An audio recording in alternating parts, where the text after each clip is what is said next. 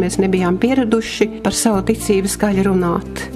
Vislabākais, kas ir, kad ne cilvēks, ka ne tikai runā, bet kad viņš ar savu dzīvi pierādījuši nes augļus. Es sapratu, ka ticība ir milzīga dāvana, ka man dzīve ir milzīga dāvana un katra diena. Nolikt Dievu pirmā vietā un visu pārējo pēc tam, tas arī nav vienkārši uzdevums. Katram cilvēkam, kurš nepazīst Dievu, iekšā ir kaut kāds tukšums, un es zinu, ar ko to tukšumu var aizpildīt. Tas ir Jēzus Kristus, Dieva vārds un lūkšana, saskarsme ar Dievu, satikšanās.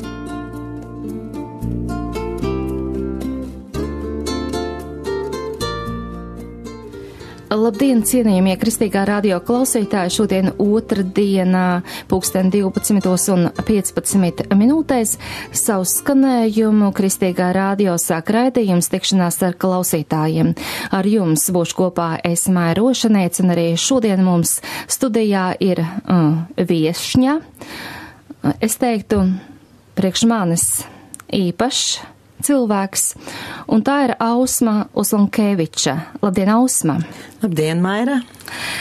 Es klausītāji jums atklāšu, ka viņas vīru, bīskapu Jāni Uzlankeviču, jūs dzirdat katru nedēļu ceturtdienās 12:00 raidījumā Laika zīmes. Manuprāt, Laika zīmes jau nosvinēja 10 gadu jubileju. Tā jau gan bija. Bīskapa kundze Ausma, kaut gan viņa man pirms raidījuma teica, ka viņai ļoti nepatīk, ka viņu sauc par kundzi, bet tā, vismaz vienreiz viņu nosaukšu, bet viņu sauc uz tu tādēļ, ka Ausma un Jānis bija tie cilvēki, pirms, jau vairāk kā 30 gadiem, tad, kad es atgriezos, nācu pie Dieva Jelgavā, viņu mājās, baznīcā, dievkalpojumi toreiz notika Luterāņu baznīcā. Es biju ļoti bieži viesis, un viņi man vienmēr ļoti ir stiprinājuši. Tajos jaunības gados daudz kur ņēmuši sev līdzi. Tie bija braucieni uz Tallinu. Tallinā jau, par ko mēs esam runājuši, atmoda tur bija beigusies, bet, kā jau es esmu teikusi, mazajā zālītē to zāles stūri pilnu ar atstātajiem kruķiem esmu savām acīm redzējusi, daudz stāstu esmu dzirdējusi, un Ausma un Jānis ir bijuši tie cilvēki, kas man garīgi ir ļoti daudz ko devuši. Arī, manas ūdens kristības bija Jelgavā, un bīskaps Jānis man bija tas, kas pagremdēja ūdenī. Un tas arī tāds ir īpašs stāsts. Ausmu, es tevi laiku pa laikam satieku, bet es zinu, ka tev ir ļoti bagāta pieredze, tieši kristīga pieredze. Tādēļ tevi aicināju, lai tu līdzdalītu to klausītājiem. Tāds garš ievads man sanāca, bet tev pirmais jautājums. Cik ilgi tu klausies Kristīgo radio? Noteikti jau cik ilgi Jānis šeit runā vai piedalās raidījumos, un arī tavs dēls Modris. Tieši tā, kā uzzinājām, ka ir Kristīgais radio, tā arī mēs sākām viņu klausīties. Nē, regulāri, protams, visu dienu, jo tā nekad nesanāk, bet pēc iespējas mēs viņu esam klausījušies visu laiku. Ko tu pēdējā laikā klausies? Kas tev ir, vai var atcerēties? Es saprotu, ka tev ir pašais tāda īpaša pieredze, jo tu nāc no kristīgas ģimenes, bet kas tev varbūt uzrunā, kādi raidījumi? Visvairāk man uzrunā tie raidījumi, kur jūt dzīvā Dieva gara darbību. Jo es esmu no Pentekostiem, un tas nevienam nav noslēpums vai vasarsvēt ticīgiem, lai es sauc kā grib, bet tur, kur Dieva gars darbojās, tur ir dzīvība. Vienkārši gudrība mums nedara nekam. Gudrība meklēja arī senie, tur visi tie zinātnieki un pētnieki, jāsaka, un arī tagad meklē gudrību kādu, bet dzīvība nāk tikai caur svēto garu. Un ja svētais gars darbojās, tad ir dzīvība, un tad to patīk tur būt un patīk klausīties. Bet vienmēr viņš nedarbojās. Es neteikšu, ka tas būtu vienmēr. Citām vajadzīga ir tā gudrība. Varbūt viņa prāta gudrībai, bet man vajadzīgs, lai Dieva gars darbotos. Dieva gars arī caur mūziku darbojas? Jā. Pat ļoti spēcīgi varētu teikt. Daudz reizes esmu dziedājusi līdz dziesmas, un man viņas tiešām ļoti patīk tās, kuri Dievu godināšana, un es esmu dziedājis līdz pat mēlēs, un man tas ļoti ir uztaisījis, tieši kā saka garīgā ziņā uztaisījis, jā, manu garu stiprinājis, un man ļoti patīk, kur tieši Dievu godināšana tiek apdziedāta, ne ņaudēšana par sevi, es tur tāds, un es tur šitāds, un es tur uz vēdera te lienu tavā priekšā, bet tur, kur Dievu godināšana, jo viņš ir cienīgs visu slavu, godu, pielūgsmi, ne tas, kas es esmu, bet tas, kas Kristus ir, un ko Kristus priekš manis ir izdarījis.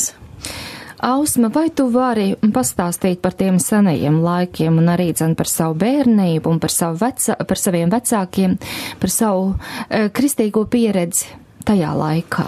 Mēs ļoti daudz tādus stāstus esam dzirdējuši, un es domāju, šīs liecības arī ir, man jālieto šis vārds, varbūt, ko jaunieši nesaprot, uzstājas garīgi.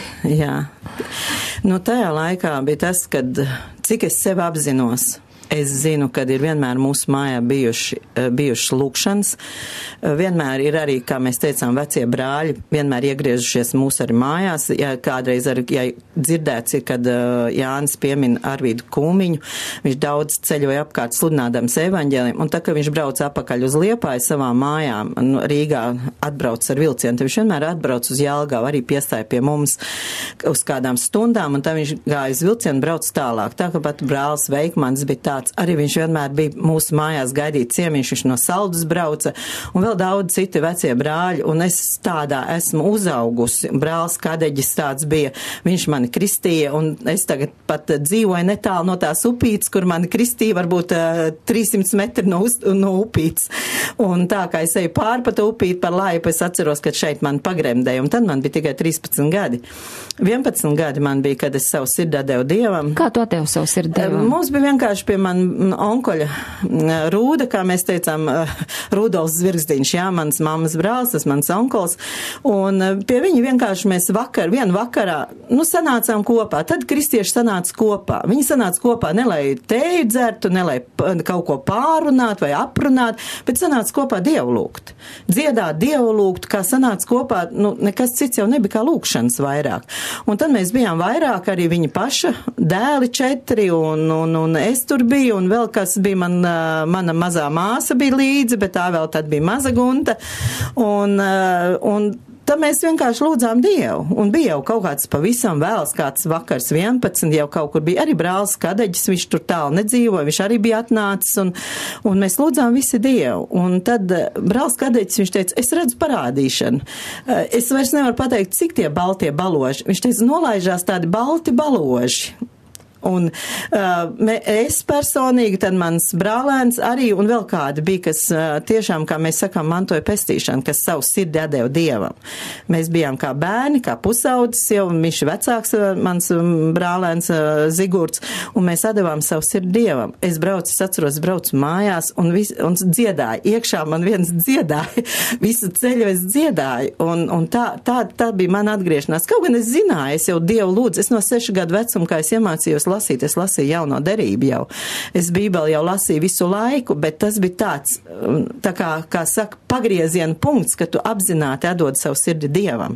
Un tā sākās mans ticības ceļš, un tad mēs gājām gan par mājām pulcējamies, mums nedēva reģistrāciju, pulcējamies pa mājām, mēs braucām no vienas vietas brīžam uz citu vietu atkal, svētdienās un viss, un lielākoties bija dievkalpojumi. Brīžam vakaros, kā mēs iesākām, tā mēs pēc pusnakts beidzām, brīžam visu nakti Dievu lūdza. Ļoti daudz tad lūdza. Ļoti daudz lūdz. Tagad varbūt mazāk lūdz. Protams, ir slavēšana ieņēmusi savu vietu, kas arī ir laba lieta, bet bez lūkšanas nekur mēs netiksim. Tad, kad mēs zemojamies, mēs lūdzam, mēs izsakam to, ko mēs domātu, kas būtu vajadzīgs mūs, ko mēs redzam, jā, garīgi arī izjūtam daudzreiz, ko mēs nesam Dievu priekšā. Mēs ļoti daudz Dievu lūdzām.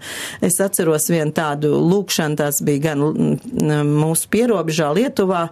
Tur dzīvoja viena ģimene latviešu, un arī pie viņiem bija brālis Tautveids tāds, ja kas vēl atcerās, viņam bija sieva Milda, un viņai tur bija vecāku mājas, un tur arī notika lūkšanas lauku mājas, un mēs vakarā aizbraucam sestdienas vakarā, un sākās lūkšanas, un visu nakti gandrīz tās lūkšanas. Uz rīta pusi Dievu gars tā piepildīja cilvēks, ka viņi dancoja. Tas nebija tā, vienkārši lēkāt, mēs sākam dziedāt, mēs sākam lēkāt, bet, kad Dievu gars nolaižās, tas ir kaut kas īpašs, tas nav tā, vienkārši palēkā, izlēkāju, un, nu tā, bet tas kaut kāds tāds pie reizes ar tāds svētums, tā Dievu gara klātbūtne, tas nav aprakstāms, vienkārši tās izjūtas. Tas kaut kas brīnišķīgs un tā, un ir viss, kas piedzīvots.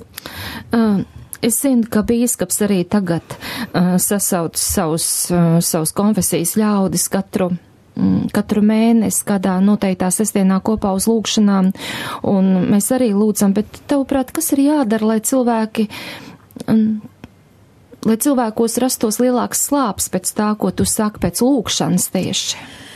Kas tas ir, ko mēs varbūt esam pazaudējuši tavuprāt? Man liekas, ka šīs pasaules gars ir kaut kā notrulinājis cilvēks, arī kristieši. Es tagad necik sen vēl klausījos arī, es arī paralēli skatos kristīgo televīziju.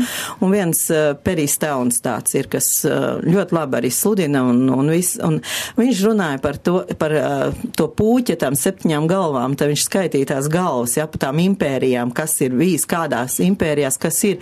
Viņš teica, un viena tā impērija, es tur nepieminēšu, es tā nepierakstīju, jo viņš ļoti strauji runā, viņam tā valoda ļoti raita. Un kad pazaudēja, kad prieku nozog. Ja, nozog prieku. Un tieši ir arī tas, ko es redzu, kad arī kristiešos nozagts ir prieks. Viņiem ir tikai tad tas prieks, kamēr viņi tur priekšā slavē un lēkā. Ja? Kur tas prieks ir ikdienā, kur ir viņu smaids, kur ir viņa laipnība un vispārējais. Šīs pasaules gars mēs esam atļāvuši draudzēs. Ienāk šīs pasaules garām daudzreiz iekšā. Tā nospiestība, mēs daudzreiz rūpējamies par to. Agrāk nebija tik daudz, cik tagad. Es atceros, ka man vajadzēja celties 4 brīžam vai 5 no rīta iet stāvēt pēc maizes. Man bija tikai kādi 12, 13 gadi tad. Un es stāvēju rindā, bet prieks bija mums daudz savādāks, kaut gan mēs bijām apspiesti. Tieši kristiešiem ir vajadzīgs atgūt apakaļ prieku, un tagad otrdienas vakar mums bija lūkšanas vakars, un caur Dievu garu runāja mācītājs, ja, caur Dievu garu runāja, kad draudzē jāatgriežās ir. Mēs gribam, lai nāk tie cilvēki, lai viņi taču sajēdz, lai viņi saprot, draudzē jāatgriežās pie pirmsākuma. Un ļoti daudz atklāsmes grāmatā visām 7 draudzēm ir kaut kas aizrādīts, kas trūkst, ja? Un ja mēs tā paskatītos savās draudzēs, tad tur teikts atgriezies. Dievs jau neteica, es tevi pārveidošu. Dievs uzaicina mūs atgriezies. Ja tu redzi, ja tu saproti, tev ir jāatgriežās. Tev ir sevi jāpiespiež, vai tā nav, kad tu gribi lasīt Bībeli, pēkšņi kaut kas cits tev pa starpu, ja? Atliec labāk to Bībeles lašanas, ej dari kaut ko citu, vai kā lūkšana, ja? Tu esi nodomājis Dievu lūgt. Un tev nekā nesanāk. Tas ir ar man personīgi. Es nodomāju, tagad paņemšu laiku. Visa tā diena tā ir aizgājusi, tad tev tas, ka tev nav bijis, ka tu to laiku varētu izraut vienkārši, ja? Jo vēlns ar par to cenšās. Bet es saku, vienalga, Sātan, kā tu centīsies, vienalga tu esi zaudētājs. Vienalga Kristus ir uzvarētājs. Un mums ir sevi jāpiespiež, vienkārši, jo šī ir tā tumsa stunda, kad vēlns zina, ka viņam maz laika. Kristieši daudzreiz nezina. Mēs dzīvojam it kā mums nezinu, cik vēl būtu laika. Mēs redzam laika zīmes, mēs redzam visu to, kas piepildās un ļoti strauji piepildās. Bet mēs tā domājam, ka gan jau es paspēšu, gan jau. Nu, gan jau Kristus jau ir žēlīgs. Nu, Kristus jau ir žēlīgs. Jā, viņš ir žēlīgs, bet viņam ir savu noteikumu un likumi. Un mēs tiem nevaram. Dieva vārds. Es pēdējā laikā domāju par Dieva vārdu. Ja? Man uz to uzvedināja mans mazdēls, kas studē Bībeles skolā Vācijā, un viņš saka, viņam jāsāk tur tā filozofija lasīt, jo viņš arī maģistratūru tur turpinās un viss. Un viņš saka, Ome, viņš man uzdod jautājumu, Ome, vai Dievs var radīt tādu akmeni, ko viņš pats nevar pacelt? Un, ja vārds saka, tas tā, ja viņš nevar, tad viņš nav Dievs, ja? Un ja viņš var to pacelt, tad viņš nevar radīt tādu, ja? Tas tā, vienkārši, tā kā saka, jā, it kā Dievu uz lāpstiņām nolika, jā. Un es tā vienu dienu sāku domāt. Es tā domāju, es strādāju savu darbu, un es tā domāju. Bet Dievs jau neko neradīja. Dievs teica vārdu. Viņš veidoja tikai cilvēku. Tur teikts, viņš veidoja cilvēku. Pārējiem visam, jā, tur teikts, Dievs radīja, jā, bet pateikts, kā viņš to darīja. Viņš pateica vārdu, lai top. Un Pēters saka, un tas uztur tas pats vārds. Tiesas dienā, jā. Pāvils saka, tiesās pēc mana evaņģēlija, jā. Debes un zeme zudīs, bet mani vārdi nezudīs. Dieva vārds, uzrakstītais, teiktais Dieva vārds ir ļoti svarīgs, jo visu uztur vārds. Un vārds ir ļoti svarīgs. Pastieties, mēs arī cilvēcīgi ar saviem vārdiem, mēs varam vienu pacelt un otru arī nokaut, jā? Mēs varam vienu apžēlot, kā prezidents apžēlo, jā, otru mēs varam notiesāt. Viņš teica vārdu, viņš saka jā vai nē, jā? Vārds ir ļoti svarīgs, jo Dievs teica vārdu, un vārds uztur visu. Ne Dievs ar savām rokām tur nemīcīja, netaisīja tur zvirgzdus kopā un sanāca, vārdu sakot, granīts, jā? Dievs to nedarīja. Dievs pateica vārdu, un tas notikās. Un Dieva vārds ir tas, kur mēs nevaram nekā, ne apkārt apiet, ne pārkāpt. Mēs varam tikai viņu piepildīt. Mēs varam tikai sekot Dieva vārdam un dzīvot pēc Dieva vārda. Tas ir pats galvenais. Tas nav tā. Dievam jau ir jāsaprot. Daudzreiz cilvēki saka, Dievam jau ir jāsaprot. Jā, viņš saprot. Tāpēc viņš ir devis Jēzu. Tāpēc viņš ir devis Svēto garu. Dievs to saprot, bet vai mēs to saprotam? Vai mēs gribam to saprast, ka Dieva nodoma priekš mums ir tikai labi? Ja viņš kaut ko mums atņem, tas nenozīmē, ka viņš atņem mums kaut ko labu. Viņš atņem to, kas mums ir nederīgs. Dieva vārds arī mūs pamāca, tev runājot, man nāk prātā tā vieta, lai mēs runājam cits uz citu, kā tur ir rakstīts. Garīgās dziesmās un himnās un garīgi iedvesmotās dziesmās, jā. Vai mēs tā darām? Mēs, man liekas, esam tik tālu no tā standarta. Un Dievs tā kā grib, lai mēs tam pietuvojamies. Tu runā pa Dievu vārdu, un mana mamma nesen kaut kur tāda informācija, laikam, kādā vēsturiskā žurnālā tikko izlasījusi, ka Izrēlā ir atrastas sēklas 2000 gadus, kas ir gulējuši atrasts, un kāda vai zinātniece viņa ir iesējusi, un es aizmirsu, kas tā pa sēklu, bet tur tā sēkla ir sākus dīgt, un tas tādiņš parādījies, un Dieva vārds ir salīdzināts ar sēklu. Tad iedomājies, Ausma, kad, ja sēklai, fiziskai sēklai ir tāds spēks, iešā dzīvības spēks, un Dieva vārdam ir tāds spēks, ja vien mēs to aptvertu un savu prātu atjaunotu, kā Dieva vārds saka, caur šo Dieva vārdu, un cits uz citu runātu šo Dieva vārdu, un viņi tā kā laist ārā no sevis. Mēs daudz vairāk sasniegt uzvaru savā dzīvē, un arī citu cilvēku dzīvē. Jā, un nevis tas, ka mēs tikai Dieva vārdu runājam, bet mēs arī dzīvojam pēc tā vārda. Mēs paši viņu kā mēraukli sev pieliekam. Un tad, kad mēs runājam, tad tam ir segums kāds. Un arī pravietis saka, ko jūs tik daudz gaužaties, bet labāk runājiet par to, ko Dievs ir teicis par to lietu. Vai tā nav? Tā ir. Mēs gaidām tā kā it kā no cilvēcīgi, tā kā arī tur pie tā nāca tur tas Naimans, tur pie tā pravieša Elīsa, jā? Viņš nāks, viņš tur braucīs, manas brūces tā cilvēcīgi un tā. Un viņš pat nepaskatījās mani, viņš pateica vārdu. Ej! Un izdara to un to. Viņš teica vārdu. Un tu tagad vari paklausīt tam vārdam, vari nepaklausīt. Mums tā cilvēcīgi gribās, lai mums tā pažēlot, mums tā līdzjust, mums tā iežēl, arī, ka nāk cilvēku uz aizlūkšanām. Viņš gribētu visu savu dzīvi izstāstīt, ja? Tā kā Dievs nezinātu to visu dzīvi. Dievs zina, un Dievs jūt līdzi, un tāpēc Dievs deva savu dēlu. Tur ir pestīšana, glābšana, un tur ir dziedināšana, un tur ir viss. Un pēc tam, ja es vēl sūtīju Svēto garu, un ja mēs negribam viņu, ja mēs viņu atstumjam, ja mums ir savas domas par Svēto garu, kā daudzreiz dzirdam, ja, tad tā ir tā izvēle. Bet Dievs teica, Dievs sūtīja, Dievs deva vārdu. Saki, es dzirdēju klausītāji arī 13 gadu vecumā tu slēdz derību ar to kungu. Jā. Tev neviens nemēģināja atturēt, ka tu meitenīte esi vēl pārāk jauna? Nē, protams, nē. Tāpēc, ka es biju kristīgā ģimene un katrā ziņā visiem bija prieks, bet tas notika tumsā pa nakti. Tas nebija pa dienu. Mēs gājām pa nakti uz upi un mēs kādi 4 vai 5 tikām kristīti tai naktī. Un tu savā liecībā arī uzsvēri Svēto garu. Kā tu saņem Svētā gara kristību?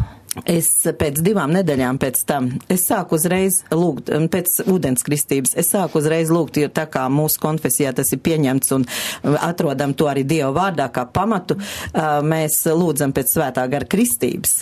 Un mēs nācām, kā toreiz teicām, pa mājām, tad es gāju pie tādas māsas Bertiņas, viņa vēl tagad ir dzīva, un viņai pār 80 tagad ir, un viņa man arī tā kā, viņa saka, es tā kā tavu krustmāti, viņa man piesprauda mirca zariņu pie baltā halātiņa, ka es gāju kristīties, un es pie viņas ļoti bieži gāju Dievu lūgt, un man bija tikai 13, jā, un es gāju ļoti bieži vakaros pie viņas Dievu lūgt, un mēs tur salasījāmies kopā, mēs bijām kāds 4-5 māsas, jā, un tā mēs lūdzām Dievu, mēs daudz lūdzām Dievu, stundu, 2, 3 uz ceļiem, tas nebija nekas, un mēs lūdzām Dievu, un tad vienu vakaru es tieši saņēmu svētgaru kristību, tas bija 2 nedēļas pēc, un es sāku runāt mēlēs. Protams, nebija daudz, bet tas prieks un tas viss pārējais, kas piepildīja tevi, un zinot un apzinoties, ka Dievs tevi kristīs svēto garu, un es ļoti daudz ar Dievu lūdzu mēlēs, īpaši tad, kad es nezinu par ko, ko lūgt, Dievu gars zina, un tas uztais tev pašu, tā kā teikts, tas uztais tev pašu, un Dievs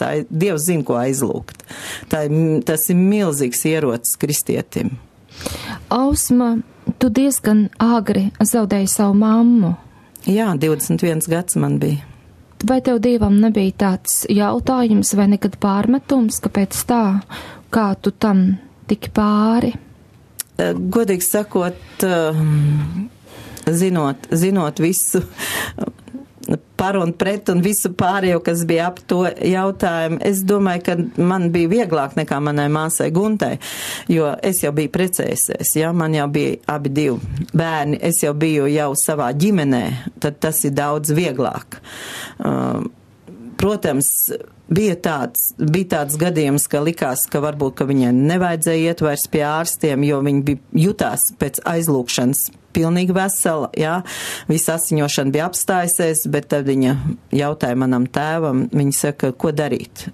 Iet tālāk ārstēties vai ne, un tā kā zina, ka nedrīkst otram dot padomu, tā dari vai tā dari, ja, katram tomēr pašām jāizlem, bet tā, viņa aizgāja uz to slimnīcu un visu, un beigās viņa tur vēl apdedzināja, starodami tai laikā, tas jau bija jau 71. gads, ka viņa, 71. viņa nomira, bet 68. ka viņa sāk jau slimot.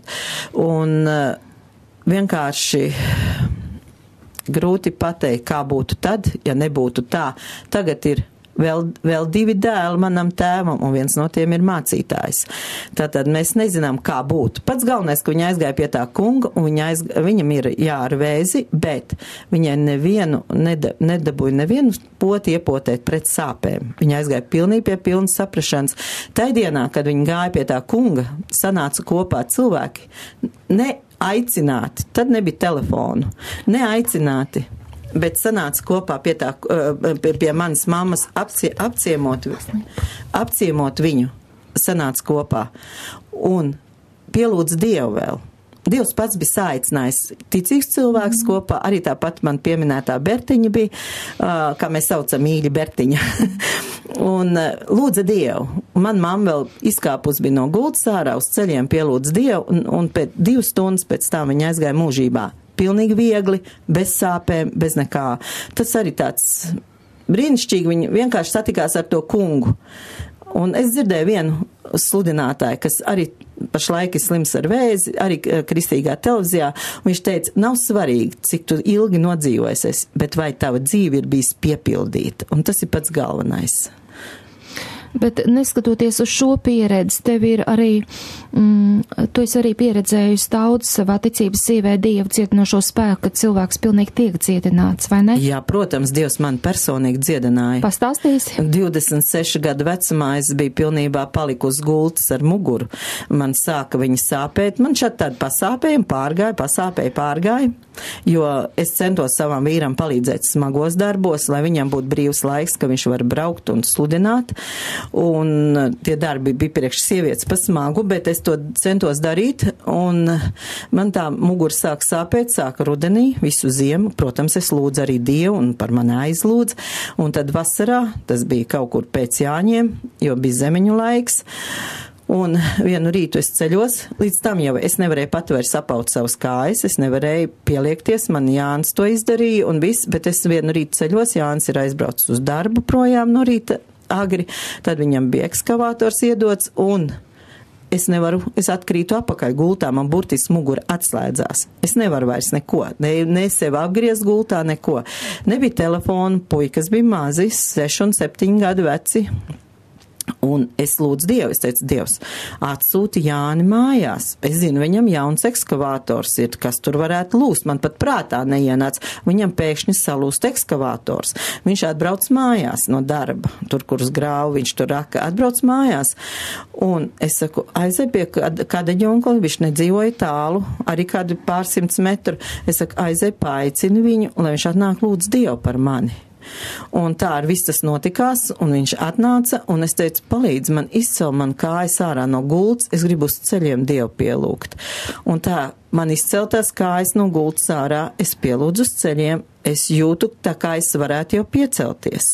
Es piecēlos stāvus, es vēl nevarēju tās saliekties tā, pietupties, jā, bet saliekties nevarēju. Es nevarēju, tas bija trešdien pilnīgi atceros, kā šodien. Bija lūkšanas, bija 1. gads, kā mēs baznīcā, un viņi brauc uz lūkšanām, es saku, brauciet, es nevaru vairs nenomazgāties, nesaģerbties, jo visu dienu gultā pavadīt. Es teicu, es vienkārši palikšu tagad mājās. Un es izgāju ārā, es domāju, nē, gultā pakaļ, es negulšos. Es izgāju ārā, es paņēmu trauciņu, un mums bija zemens, un es sāku lasīt zemens. Es vienkārši pietupos pie katra ceriņa, un pamazām 3 dienu laikā man pilnībā aizgāja no muguras. Vēl tā kā palikās, it kā kāja, kad būtu, tā augstuma dabūts, vai kā tā kā kāja, vēl tā kā vilka. Es teicu, Sātām, tā kā tu aizgāja no manas muguras, tā tev jāaiziet arī no manas kājas. Tas man prasīja kaut kur gandrīz mēnesi cīņu. Paldies Dievam, man tagad ir 64. Es neesmu vairs slimojis ar to slimību. Man nekas apakaļ nav nācis. Es esmu kādreiz apaugstējusies, smagi darbi darīti, bet nav tas tā bijis vairāk. Dievs man pilnībā dziedināja. Un vienkārši tur tikai Dievam gods un slava. Un daudzreiz mums liekas, ka tā uzreiz pēkšņi man tas prasīja laiku. Un tad citreiz saka, izsūdziet grēkus. Es nezinu, vai es pirms tam jau nepateicu, Dievs, tu zini visas lietas, ko kas kāja, ko zinu, ko nezinu, jā? Tāpēc, kad man taču bija maz bērnu un ģimene visi, un es nevarēju atļauties gulēt gultā. Un protams, arī sāpes bija, bet arī tā reize es neko nesūdzēju, es vienkārši gribēju uz ceļiem pielūgt Dievu. Nevajadzēja nekādus grēkus sūdzēt. Citreiz tas vienkārši ir arī mūsu ticības jautājums. Un vēlns cenšas, tu tur tāds, tu tur šitās, tu tur kāds. Bet ja es lūdzu, Tēvs, piedodi man, piedodi visu, kas ir darīts, tad arī viņš piedod. Un tad mums ir drošība, tad mēs varam nākt pie Dieva ar drošību. Bet vajadzēja gaidīt. Vajadzēja pēc tam vēl cīņu. Dažādi ir. Dažādi. Es esmu redzējis, ka Dievs uzreiz dziedina. Vienai māsai bija bumbulis sānos, un viņa nāk un pirmdienās bija pie mums vienu brīdi lūkšanas, katru pirmdienu nāk un lūdz. Un tausta ir. Vienreiz atnāca, tausta vienu sānu, tausta otru. Tad mēs zinām, tad vairs nav, pat vairs neatcerās par sānas. Domā, kas ir, jā? Un pēkšņi pazūd bumbuls. Atnāk ar bumbuli un pēkšņi bumbuls pazūd, jā? Visādi bijis. Ir arī kruķi atstāti acu priekšā. Tā kā arī man māsa jau, kad runāja, viņa teica, notin nost visu bindes, visu ģipsi noņem nost un roka vesela, kas tikko kā ir salikta tai pašā dienā, ko ārsti salikuši lūzums pamatīgs. Iet un strādāt, ceļ spaiņus un nes un kop savus lopus. Ir redzēts momentāls dziedināšanas. Brīžam ir kāds laiks ir vajadzīgs. Vēl par cietināšanu atgriezīsimies, jo tev ir liecība arī par savu mazdēlu, par to arī vēlāk, bet tagad es vēlētos, ka tu pastāstītu, kā tu iepazinies ar savu Jāni, jo jūs esat viens no tiem pāriem, un man jūs esat tā kā paraugs tiešām tai bibliskai patiesībai, ka jūs esat kā viens, bieži, ļoti bieži, kur Jānis brauc, tu vienmēr esi līdz, ļoti reti te tu nebrauc katru ceturtdienu uz radio. Tā tas ir, jā. Jā, bet kā Dievs jūs saved kopā?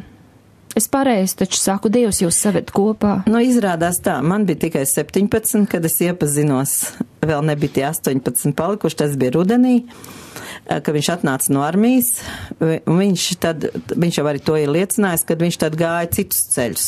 Viņš jau bija komjauniešos paspējis iestāties, un viss kaut gan tēvs bija ticīgs, un viņš pats bija kādreiz jau kā jaunībā nācis pie Dieva, bet armija padarīja arī savu, 3 gadi bija projām un viss. Un tēvs bija slims, un tēvs saka, bet tu taču aizbrauksi Jelgavā, tur ir dievkalpojums, jo manai māsacei bija kāzas, un tās bija 3 dienas, jo mēs tad izmantojam, mēs tad oficiāli, tad gan rīz vai varējām nākt kopā visi, un tā, un viņš jau, protams, negribēja braukt, un viņam tad uzvalks nedara, jo 3 gadu armijā, taču, piebriedis. Tad tēvs iedod naudu uzvalkam, tad brālis brauc līdzi, lai nopirktu to uzvalku, jo cēl pateiks, ka nekas, vārdu sakot, nebija tā kā derēja. Tā arī viņš gribēja izdarīt, bet nekā nesanāca. Tas brālis bija līdzi. Tad nopirka brālis kreklu un kurpes vēl visu, un tad vajadzēja atbraukt uz to Jelgavu. Viņš atbrauca, un mums jau tā kā teica, ka, atbrauc uz Lenkevičam dēls no armijas un viss, un tā, tur, tādas ziņas jau, mēs tie kristieši tad nebijām tik daudz, mēs zinājām gandrīz viens par otru, kas un kā. Viņš ieradās, un tad viņš tāda augstprātīgi smīnu tā par visiem pārlaida. Es to vēl kā šodien atceros. Un man ļoti nepatīk lepni cilvēki, augstprātīgi. Es nezinu kā, man viņi nepatīk. Es viņus kaut kā jūtu tā, un es arī vīram kādreiz pasaku, tur ir augstprātība iekšā. Man nepatīk augstprātīgi. Man mamma bija vienkārši cilvēks, tēvs bija ļoti vienkārši. Es esmu tā arī es esmu augus, man nepatīk lepni cilvēki. Un es tā pastījos, un es sevī, man pilnīgi tā kā kaut kas tā kā atgrūda, pilnībā tā, ka, nepatīk tas smīns tāds par visiem pāri. Izrādās, viņš domājas, ka viņš ir no visiem šitiem, jāsaka, fanātiķiem brīvs, taču, kaut kas augstāks, pārāks. Tas bija tāds pirmais tāds pāris vārdus, vēl tur kaut kā vakarā, es nezinu, kā tur iznāca tur tā, tā ļoti neinterāli. Nākošais gājiens bija tas, ka tam tēvam vajadzēja operāciju taisīt, un mēs tā kā braucām, es teicu, mēs mainījām vietas, kur mēs pulcējāmies, mēs braucām uz Popi, tas ir tur mežā iekšā, tur viena veca māsa dzīvoja, tur mēs atkal sestdienas vakaru, visu sestdienas gan iznakti, un svētdien pa dienu esam, un tad braucam prom uz Ventspili, un pirmdienu rītā ar vilcienu apakaļ uz Jelgavu. Un mēs bijām tāds labs pariņš aizbraukuši. Tas tēvs saka, bet Jāni, man jāiet šai nedēļā būs uz operāciju, lai tie jelgavnieki atbrauc vēl pie manis Dievu pielūgt. Es domāju, bet kādreiz arī slimību Dievs izmanto glābšanai. Un bet viņi nezinās atbraukt, jo viņi tad tieši Ventspilī nedzīvoja kaut kur ārpusē, kādi 15 km ārpusē dzīvoja. Un viņi nezinās atbraukt, jo viņi tā nakti paliek Ventspilī, bet to vakar pusi, ka viņi var atbraukt, pielūgt Dievu, un tad viņi apakaļ aizbrauks ar taksmetru, jo autobus vairs neiet uz Ventspilu un tā. Viņam atkal spiesta lieta bija atbraukt pie tiem fanātiķiem. Viņš atbrauc tais svētdienā, un viņš tur pabija, un tad pēc tam mēs aizbraucām tur visi uz viņu mājām, un tagad mēs tur pielūdzām Dievu un visu, un tad mums iznāca tāds druscītiņ tāds pie ābolu groza. Man ļoti garšo ābolu. Es praktiski cauru gadu ēdu ābols. Tas man tiešām garšo, un tas man patīkās. Un viņa brālis bija atvedis ābols, un tur bija grozs tur virtuvē, un tā, un es gāju cauri tai virtuvei, un viņš saka, Jānis pie tā groza liek ābols uz šķīvi, viņš saka, nāc palīdz salikt ābols. Tas bija tāds uzaicinājums. Labi, es lieku tos ābols, un tagad viens tāds liels ābols. Viņš saka, ņem tūlīt tagad viņu. Es teicu, nē, es saku, kamēr tu atnāks to šķīvu pie manis, es viņu apakšā palikšu, tad viņš man tiks tas ābols. Un pirms manis tur sēdēja viena arī, kas tagad ir Laila, kas ir Dāvidam sieva, tad viņa bija vēl neprecēta, un pirms manis viņa sēdēja, un viņa tagad ierauga to lielo ābolu, viņa tagad vēl kārā to lielo ābolu, un skatās Jānim acīs un smaida. Jānis skatās uz mani un smaida, jo mums bija saruna par to ābolu. Tas bija tāds, ļoti tā, neinterāli viss tāds, bet izrādās, kad tas bija jau novembra beigas. Decembrī viņš jau apzināti pats atbrauc uz Jelgavu, kad bija pirmā svētdiena, tad bija konstitūcijas diena, atkal bija vairākas dienas. Viņš pats atbrauc uz Jelgavu jau. Un tad mans onkols Kārlis, viņš to arī minējis, kādreiz izaicināja viņu priekšā, Jāni, nāc pa tevi Dievs jāizlūdz. Viņš izgāja priekšā un viņš lūdz Dievam, lai Dievs viņam piedod. Un tad viņš teica, Dievs, ja tu man esi piedevis, atgriez man svēto garu. Un viņš sāk runāt mēlēs uzreiz, un Dievs atgriez visu. Un tad pēc tam, kad bija beidzies dievkalpojums, bija kaut kur jau nakts 12, vai kā tur bija jau, visu savu gandrīz grēka dzīvi man centās izstāstīt. Kāpēc, es nezinu, bet tā centās izstāstīt. Izrādās jau viņš jau ar savu tēvu jau norunājis, kad jau kāzas jātais pa Jāņiem, visu kaut ko, bet viņš ar mani nebija tādas lietas vēl runājis. Bija ļoti pašpārliecināts, acīm redzot. Bet tā ar viņš kaut kā pamazām, nezinu kā, man 7. februārī dzimšanas diena, tad es uzaicināju viņu, Dāvidu, un vēl tur, kas tie jaunie bija uz savu dzimšanas dienu, 18 gadi man tad palikās, un tad viņš tā pirmo reizi tā konkrēti atbrauc pie mums uz mājām, pēc tam uzreiz jau 8. martā, kad atbrauc, tad jau bija bildināšana, tātad tagad būs 46 gadi 8. martā, kā man bildināja. Un arī mans tēvs uzreiz teica, viņš saka, tad pa Jāņiem jātais kāzas, abi divi vienādi, un tā mēs sākām sarakstīties ar vēstulēm, jo tad jau tik bieži arī tomēr, kad netikās, un arī telefonu nebija kā tagad viens otram īziņas raksta dienu un nakti, bet man vēl tagad vēstules saglabājušās, ko es sūtīju, ko viņš sūtīja, un tas tā mums bija. Saki, vienīgais vīrs, tu viņam vienīgā sieva, 46 gadi, saskanīga dzīve. Vai tu dažos teikumos vari pateikt, kas ir saskanīgs dzīves pamatā? Daudzreiz tev nepatīk, bet tev tas ir jādara. Vai ne tā? Tā ir. Un tā ir arī mūsu darba vietās, tā ir visur. Brīžam tev nepatīk, brīžam tu domā savādāk. Bet, ja tu gribi dzīvot, atkal paklusē brīžam, es esmu iemācījusies arī paklusēt, un ar sākumu gribējās visu to taisnību izteikt. Jo tev strauja daba, vai ne? Jā, bet es tagad, es esmu ātra savā rīcībā, kā lai pasaka tāda, es lēni darbus nedaru. Jā, protams, gadi nāk klāt un viss, es lēni darbus nedaru, bet es varu arī paklusēt. Un es varu arī neko nerunāt, ja es redzu, ka tas nāk par labu. Tas ir laika gaitā, tas tu iemācies, jo no sākuma tev liekas, ka tu visu to izstāstīs, te kaut kas mainīsies, ja, kad tevi sapratīs vai kā.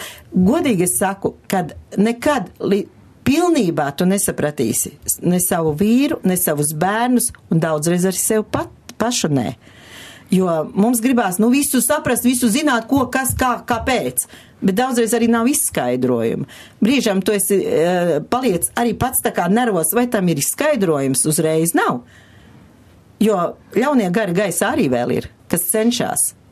Es vienkārši vienu tādu ļoti sen apakaļ redzēju tādu īsu tādu, kā mēs sakam, muļķu filmiņu. Tur tā kā tādi mazi cilvēciņi, un tagad sēž viens otram pretī, vecīts ar vecenīti, sēž viens otram pretī. Un vecenītai uz pleca Vēlniņš uzsēdies, un tā kaut ko, vārdi nebija, bet tā visā, tā kā dod kaut ko vaļā tam vecītim. Pēkšņi Vēlniņš atkal tam vecītim uz pleca, un atkal dod vaļā, jā, kamēr abi divi saplūcās, un tas Vēlniņš danco un priecājās. Tas bija pasaules televīzijā, viss, bet tā viņš ir praktiski, jā. Un ja mēs tam padodamies, vai tas ir to vērts? Savs es, vai tas ir to vērts, un kas tad ir mans es? Tas nav tā, ka tu vienmēr būsi tā kā kaislauķis pie durīm. Nē, un arī neviens to negrib, lai tu tāds būtu. Bet mēs dzīvojam dzīvi, kur vēl velns cenšas arī pa starpu iebāzt savu galvu iekšā. Un jābūt gudriem, jāredz. Tā kā tur apostols saka, mūsu nodomi, mums nezinām viņa nodomi, ko viņš ir nodomājis. Viņš ir nodomājis izārdīt, izjaukt, saplosīt Tā kā jāsaka, akmens uz akmens, lai nepaliek. Tādi vēlna nodomi, bet mums ir jāstāv nomodā. Un skaidrā prātā vēl. Tu teici, ka tev nepatiek lepni cilvēki.